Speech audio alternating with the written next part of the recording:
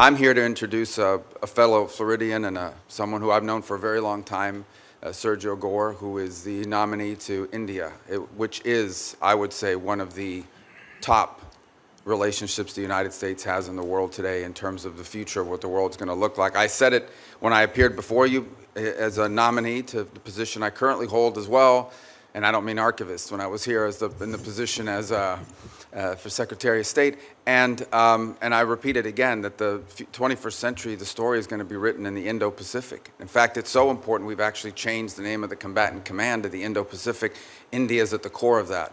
And we are in a period of extraordinary transition in that relationship with India. We've got some really important issues coming up that we need to work with them on and work through on that implicate what's happening from Ukraine, but also implicate what's happening in the region. It is my view, I hope it'll be your view, that it is important that the United States be represented at that post with someone who has the direct ear and confidence of the President of the United States.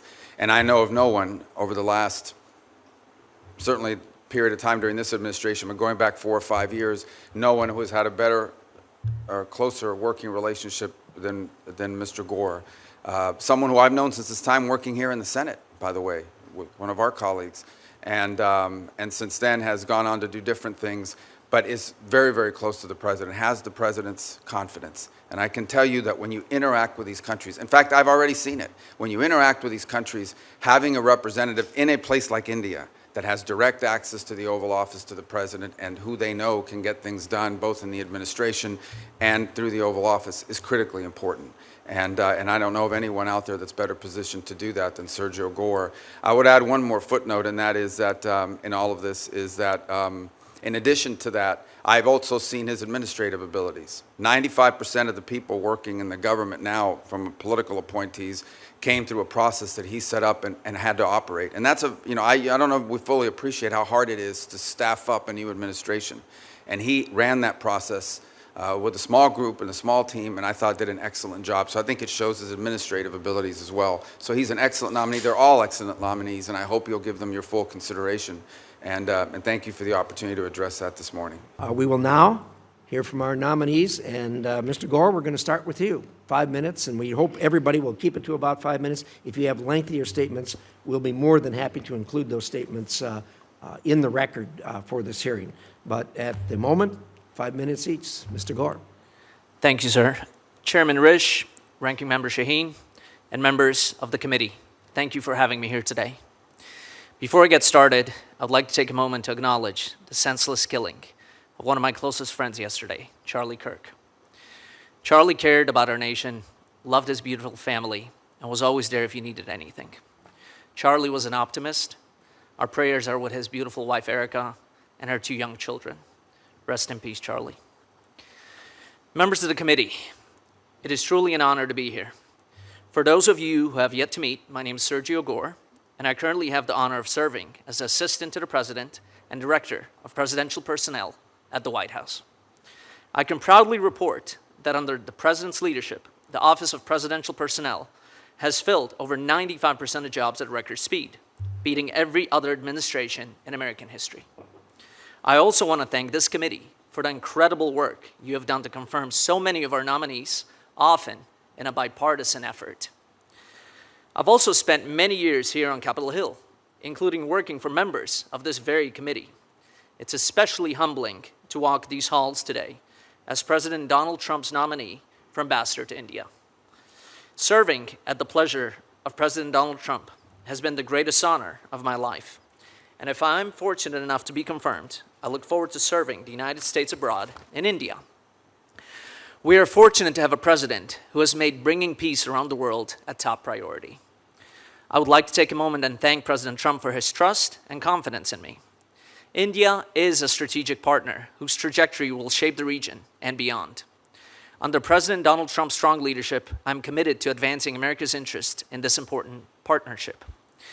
India's geographic position, economic growth, and military capabilities make it a cornerstone of regional stability and a critical part of promoting prosperity and advancing the security interests that our nations share. As Secretary Rubio noted, India is one of the most important relationships our nation has in the world.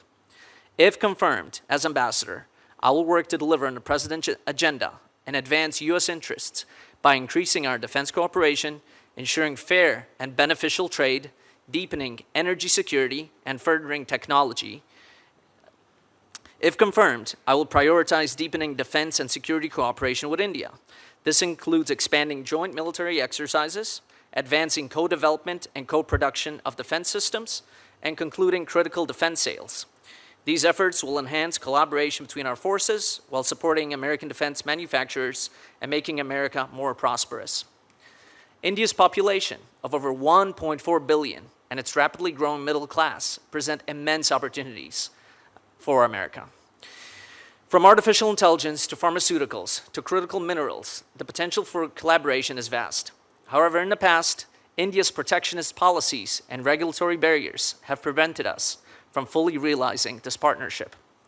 If confirmed, I'll work to advance trade that is fair, reciprocal, and beneficial to the American workers and businesses.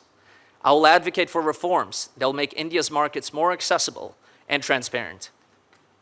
I will also work towards President Trump's ambitious goal dubbed Mission 500 to double bilateral trade to $500 billion by 2030, which will expand American exports, creating jobs and prosperity for our citizens. Improving U.S.-India trade ties will not only bolster U.S. competitiveness, but also reduce China's economic leverage over other nations. I will encourage Indian investment in U.S. manufacturing capacity, and we will also be furthering, with Indian investments in the United States, we will also be furthering our strategic pharmaceutical supply chain and create more jobs right here at home in the United States. India is also a strategic partner in advancing critical and emerging technology. The U.S.-India Trust Initiative, launched in February by President Trump and Prime Minister Modi, lays out a path to leverage the impressive capacity of the U.S. tech sector to outcompete China on the development of AI, quantum, semiconductors, and other critical and emerging technologies. I will advance this administration's AI action plan, which will ensure the dominance of American AI technology in India and globally. Our technology cooperation will require significant energy resources, another area where the United States and India can work together. If confirmed, I will work to increase American energy exports to India, establishing the United States as a leading supplier of crude oil, petroleum products, and liquefied natural gas. Finally, India's role in ensuring the stability and security of the region cannot be understated. A stable South Asia is in the interest of the United States and all the nations.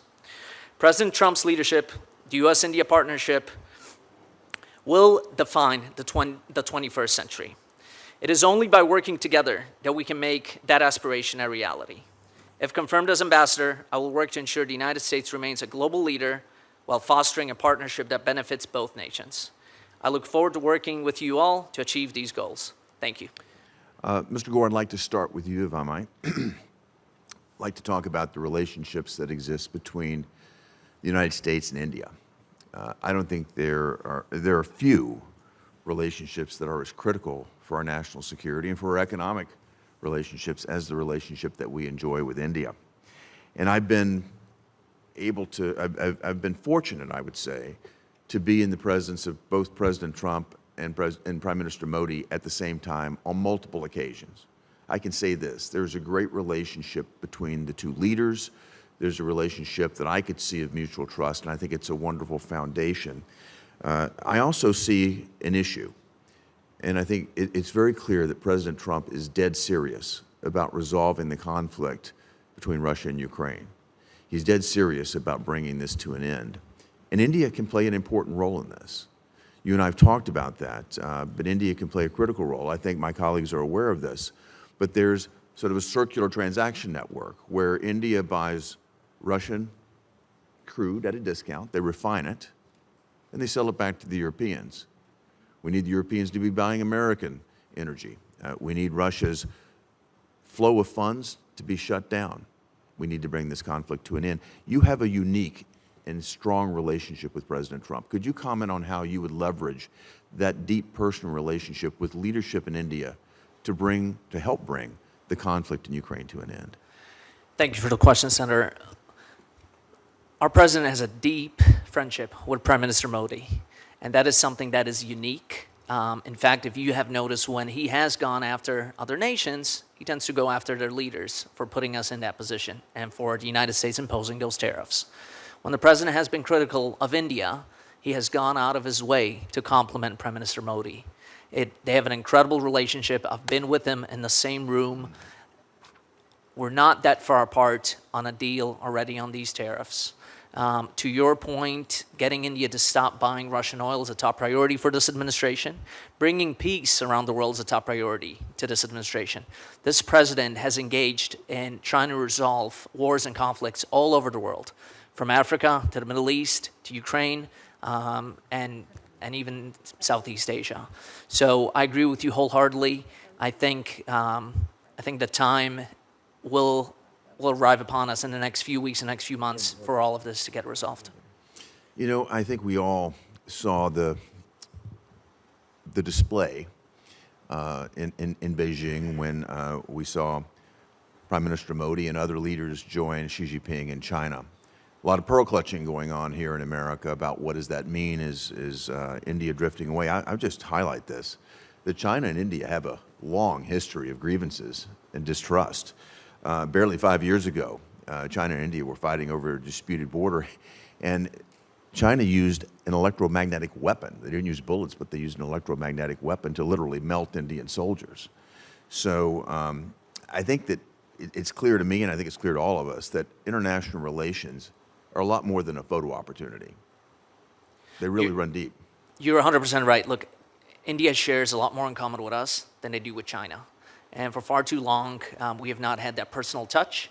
And not only will I be able to bring that to New Delhi, but the president is also extremely personally engaged. Just earlier this week, he had complimented Prime Minister Modi. Prime Minister Modi responded in kind the next day. We have a great foundation that I hope, if I am confirmed, to build upon. I think you're going to see a wonderful opportunity there, and I look forward to the results, because having someone with your close personal ties to the president and a prime minister, as Prime Minister Modi, is tend to appreciate that tie. I think you're going to find a very receptive audience there at a time when we really need it. So I appreciate that. Can I turn in the final moments here to Pakistan? Another critical relationship is the one between India and Pakistan. There's a rivalry that's been going on there for ages. Both nations are nuclear equipped. In May, this really erupted into open conflict. And President Trump and the administration stepped in to keep the fighting from further escalating. You were in the White House. You're familiar with the situation. I'd just like for you to comment in the moments that remain about how you were thinking about the situation with Pakistan and how you might address it.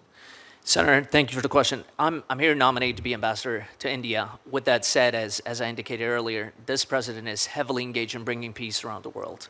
And no matter where that is, whether it's Africa, Europe, or the Middle East, he very much likes to be hands-on.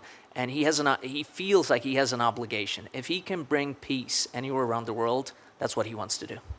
Mr. Gore, I've got a question for you. Bill Hagerty is a senator who really knows a lot about diplomacy, and he was asking you about the sort of photo op of Modi and Xi recently, and said there's been some pearl clutching about it. And pearl clutching suggests that maybe it's not that serious a thing. But I am struck that we often said the same thing about Russia and China. They can't get along together. They've had a border dispute, and they've been at odds for a very long time. I've been in many hearings over the course of my 13 years here, especially on the Armed Services Committee, where officials of both the Trump, Biden, and Obama administration have sort of poo-pooed the notion of deep cooperation between Russia and China on the grounds that they've had a lot of historical enmity, so there's going to be a limit to what they can do together. And yet what we're seeing is Russia and China, and now together with Iran and North Korea, forming a tighter and tighter alliance against the U.S. and our democratic allies. And so I think it's worthy of worry, and I know that you talked about, how do you balance, should you be confirmed, how do you balance, being tough on India where we need to be tough, whether it's tariffs or markets not open to U.S. products, but also being mindful of the notion that the U.S.-India relationship has been a very important one, the world's oldest democracy, the world's largest democracy, and it's not only been important for the two nations, but it's also been important in the Indo-Pacific region as a little bit of a check against China sort of writing the rules for everybody. So how do we be tough when we need to be, but balance that with a real understanding that we want to be close to India and we don't want to push them in the wrong direction? Thank you, Senator, for your question. And I commend you on what you had to say about Charlie Kirk. I was actually in touch with him about 2 hours before, and he said, I'm going on college campus, and I'll be in touch with you later this evening. And I was actually with Senator Shaheen in her office when my phone started blowing up with what was happening. To your question, I do agree with you. I will say I think we have a lot more in common with India than we do with Russia or China. Being the largest democracy at 1.4 billion, we share a lot more common values with the Indians. Secondly, we have a president who's extremely direct. And so you know where you stand with this president. I think the Indians appreciate that. Far too often we've seen some of our partners from Europe say one thing in front of a camera and another thing behind closed doors. With this president, people know where you stand. The Indians have appreciated that. They have consistently reached out to us. And as I mentioned earlier, there are active negotiations to resolve these trade imbalances. So we look out for our interests from the United States. And should I be confirmed, I will make it a top priority to ensure that they're pulled in our direction, not away from us. Great. Thank you, Senator Kennedy. I appreciate your comments also about Charlie Kirk. He was known to many of us, and appreciate talking about the political violence as well and how horrible it is in America. It's very anti-American. So thank you for your comments on that. And Mr. Gore, I'll also want to pick up a little bit on the important relationship with India as well, and certainly agree with Senator Kane's comments that we don't want to take that relationship for granted, that it's a very important relationship, and we want to make sure that we are continuing to work with the Indians on all of our areas of common interest.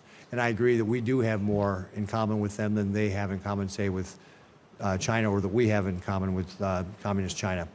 And in fact, I've had a chance to talk to the Indian ambassador and talked about getting the trade relationship right, which I know that's one of the things that you're going to continue to work on as well.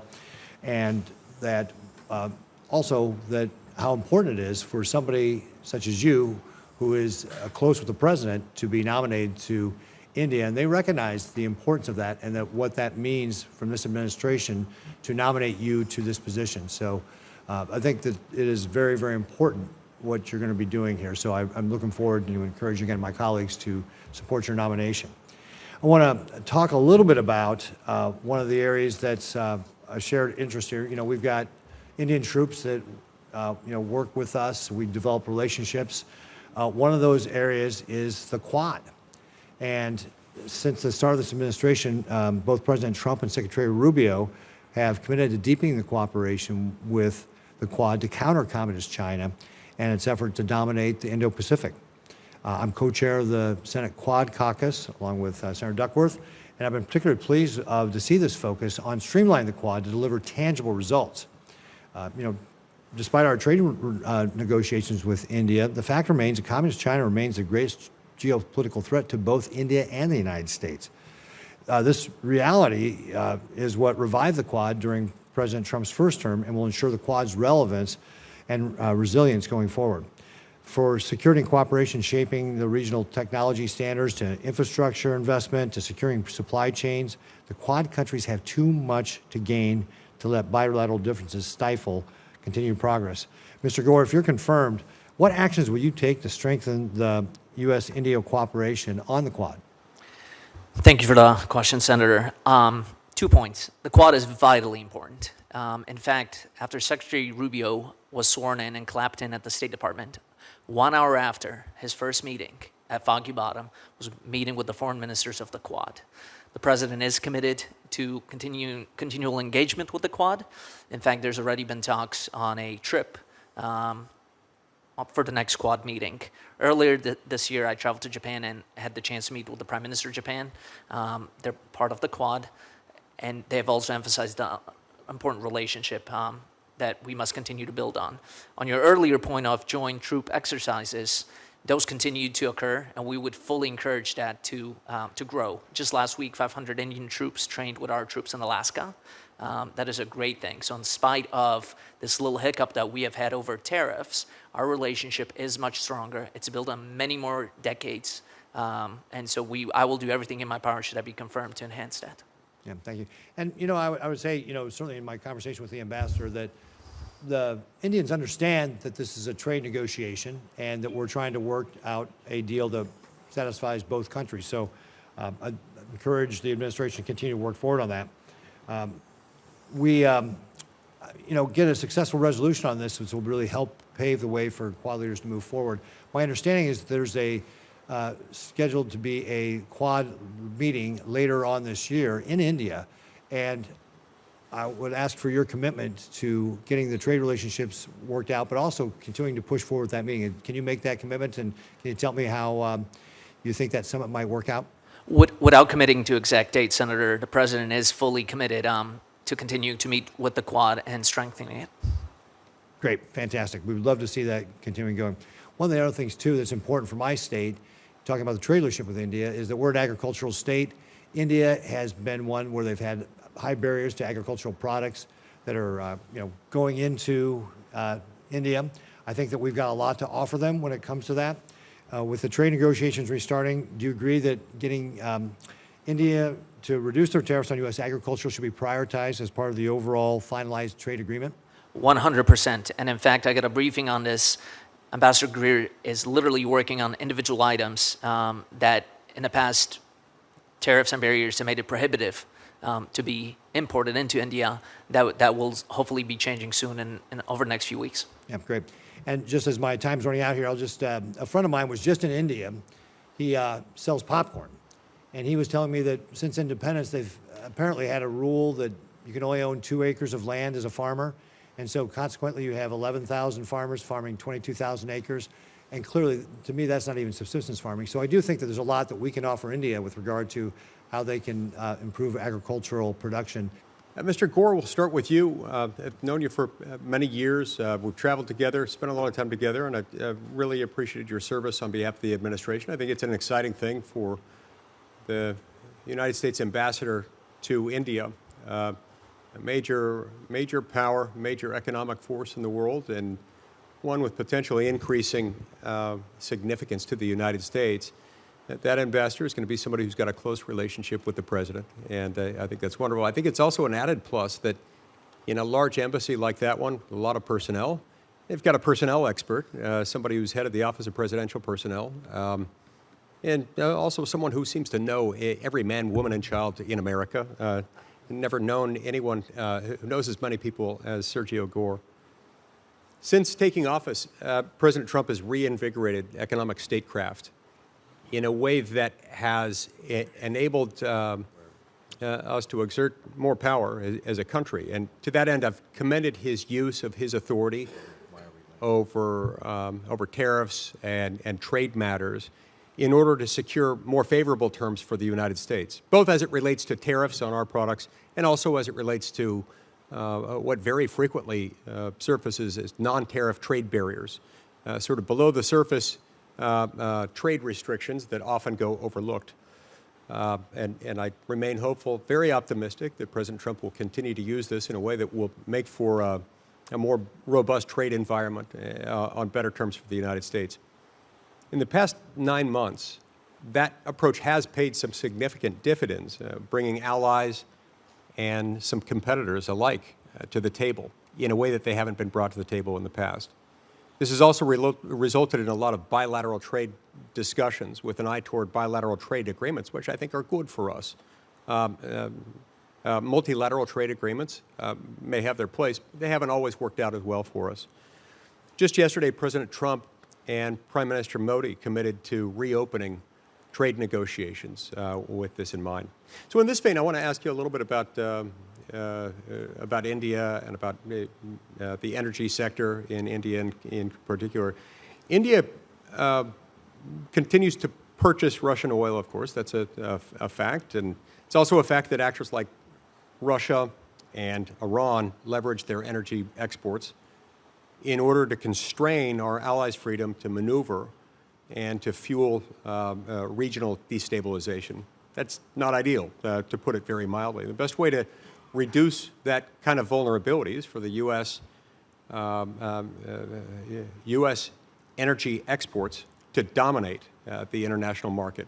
We want to be sufficient at home. We want to be exporting in significant quantities, enough so that we can exert a significant degree of dominance there. So as trade talks reopen, how do you see U.S. energy exports as being part of the conversation? And what are some of the things you think you could do as ambassador to try to facilitate those conversations? Senator, thank you for your question. I think it is vitally important that we do have reciprocal open trade and fair trade, frankly. For far too long, it has been one-sided all over the world. And it took President Trump coming in there and saying, you know what, this has been working one way, but not the other way. We currently have a $45 billion deficit with our trading partners in India.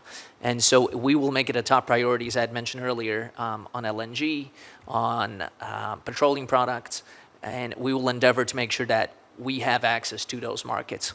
To your earlier point on hiring personnel, I want to thank the majority committee, the majority members of this committee, because we have been able to successfully hire a lot of individuals from every single member, I think, on this committee. We took Senator Cruz as chief of staff, took Senator Scott's GC. I think we've taken 20 individuals from Senator Haggerty. So we appreciate that, and I think we've taken from you also, Senator Lee. And so we have a great bench across the federal government because we were able to utilize these incredible individuals that have worked here in the Senate. What are some of the other areas of sort of mutual interest between us and India that you look forward to exploring? After, of course, you become fluent in at least Hindi, Urdu, Gujarati, and 2 or 3 others. Thank you, Senator. I think the biggest priorities, of course, are U.S. economic and business interests, the security and stability, advancing security and stability, expanding U.S.-India cooperation in defense, energy, strategic technology, and also enhancing diplomatic and cultural ties. We have an incredible diaspora, a lot of individuals in Texas. It's an incredible diaspora. It's something that should be fostered and grown. Great. See, my time's expired. Thank you very much. Thank you all for your service, and thanks for answering my questions, Mr. Gore. You're going to be terrific in India. India, as you know, is quite literally on the front line against Chinese expansion. The U.S. and India are both acutely threatened by Chinese expansionism. President Trump and Modi undeniably respect each other and have signaled again and again that the United States and India are natural allies. Nevertheless, our relationship with India is far from perfect. You've talked about that in several different ways today in your testimony in response to questions. I'd like to ask you to talk a little more specifically about how India views Chinese expansionism and aggression and what that means for U.S.-Indian relations. Senator, thank you for the question.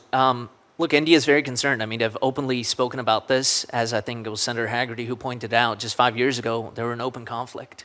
And so while we might have our moment of hiccups right now, we are on the track of resolving that.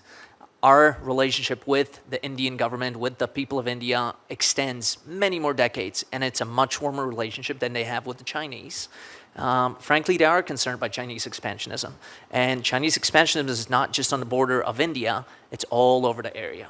And so we share a lot in common, and we share a lot of the same concerns that other nations in the region do. So should I be confirmed, we will make that a top priority, that India is pulled into our side and away from them. I fully agree. Another area that remains under-discussed is cooperation with India, specifically on energy.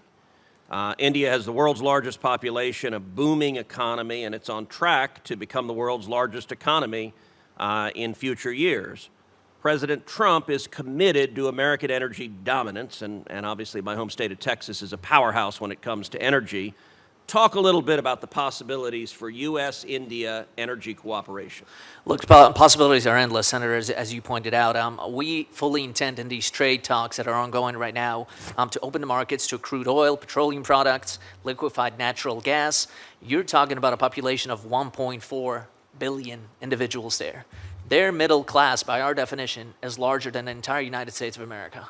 And so we have countless possibilities to expand into those markets, and we fully intend to do that. Excellent. Thank you, Senator Cruz. Senator Scott. Thank you, Chairman. Mr. Gore, First off, congratulations to all of you. And I know each one of you is going to be dedicated and do a great job. Mr. Gore, India's purchase of Russian oil is a significant issue for our foreign policy interests. As our next ambassador to India, how do you view India's choice in light of U.S. tariffs and our strategic goals? Thank you for the question, Senator. President Trump has been crystal clear on this. They must stop buying Russian oil.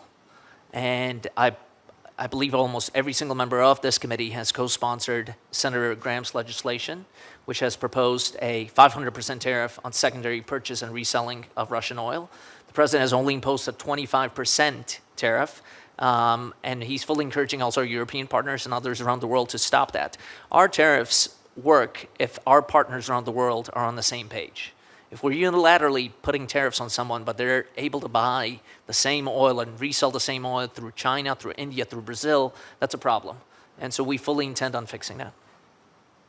India is a vital counterweight to Communist China in the Indo-Pacific.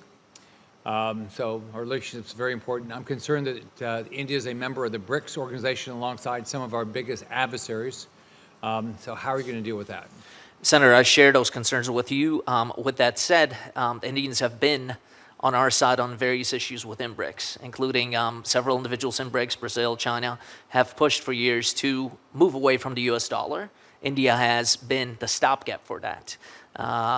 India is much more willing and open to engage with us than with some of those other individuals that are in BRICS. All right, thank you.